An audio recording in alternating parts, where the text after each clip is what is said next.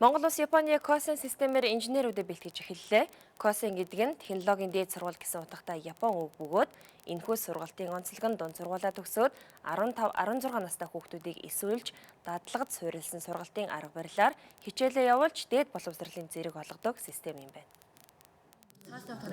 Косен систем нь анх 1962 онд Япон улсад үүссэн бөгөөд эхний 1-2 дугаар курстэй практик дээр ажиллаж, 3-4 дугаар курстэй практик дээр ажиллаж олж авсан туршлагаа онлоор баталгаажуулж, харин 5 дугаар курстэй нарийн эрдэм шинжилгээний судалгааны ажил хийх чадвартай болдог сургалтын систем юм а. Дайны дараах ямарсан Япон улсын аж үйлдвэр эдийн засаг Косен системээр төгссөн инженеруудын хүчээр сэргсэн гэж үздэг юм байна. Монголд одоогоор 34 хүүхэдтэй нэг загвар анги нээгдсэн бөгөөд 2 Япон багш жилийн турш бүтээх ухааны үндэс нэртэй хичээл зааж хүүхдүүдийн бүтээлч сэтгэлгээг хөгжүүлэх юм байна.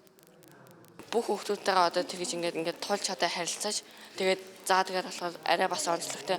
Зүгээр одоо тэгж самбар дээр одоо заахгүй тэгж хүүхд болгон дээр очиж мэдгүй юм байвал очиж тусалж тэгж заахаараа бас арай онцлогтой.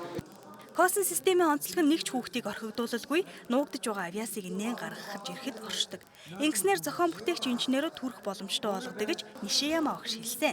Та бүхний харж байгаачлан Монгол Косен загвар ангийн эдгээр оюутнууд 4 эсвэл 5-аа нийлж нэг баг болж түүхий гомонгоор гүүр урлах үед 2-3 лидер болж эхэлдэг талаар техник технологийн дээд сургуулийн зөвлөлийн гишүүн сэргэлэн хэллээ.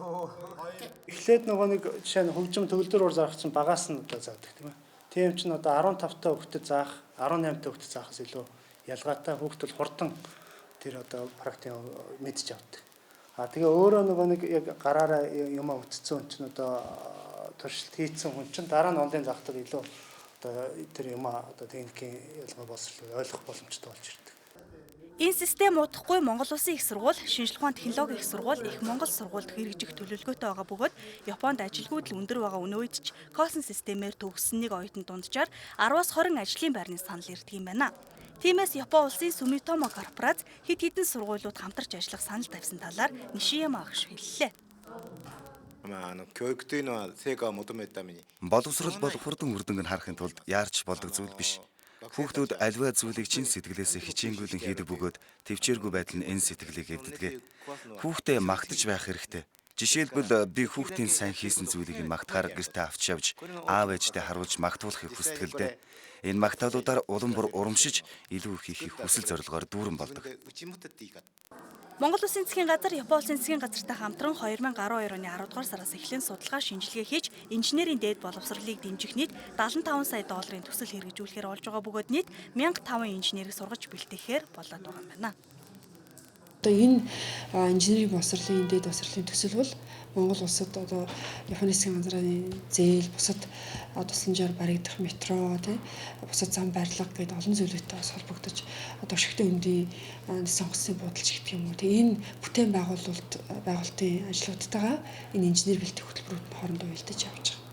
Энэ төсөлд хамрагдах нийт 1500 инженерийн 320 хүнийг хос хөтөлбөрөөр буюу 2 жил нь Монголд 2 жил нь Японд суралцах хөтөлбөрт, 100 хүнийг мастрын зэргийн, 60 хүнийг докторийн зэргийн сургалт, 20 хүнийг Косенд, 356 хүнийг зэргийн бус сургалтанд явуулах юм байна.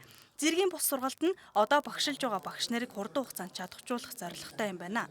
Энэхүү төсөл нь 2023 он хүртэл үргэлжилж Монгол инженерийн боловсрол олон улсын хэмжээнд хүлээн зөвшөөрөгдөх түвшинд хүрнэ гэж боловсрол шинжлэх ухааны яамнаас хэлж байна.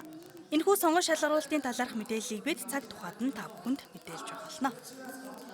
Эдийн засгийн яам болоод JICA олон улсын байгууллага нот бичиг солилцсон байна. Харин 3 байнгын хороогоор ороод дахин дэмжигдсэн байгаа. Удахгүй улсын хурлаар сойрхон батлуулаад энэ жил Японд сурах эхний ээлжийн хүмүүсээ сонгон шалгаруулах юм байна.